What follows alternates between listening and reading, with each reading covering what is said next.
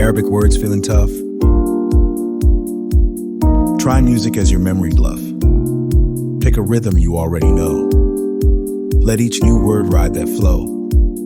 Kalam means pen. Feel that beat. Tap it out while walking the street. Bait is home, soft and slow. Sing it steady, let it grow. Do a little every day. Let the rhythm lead the way. Language builds one word, one line. Daily practice over time. Serrano School Danny here. Arabic's closer than it appears.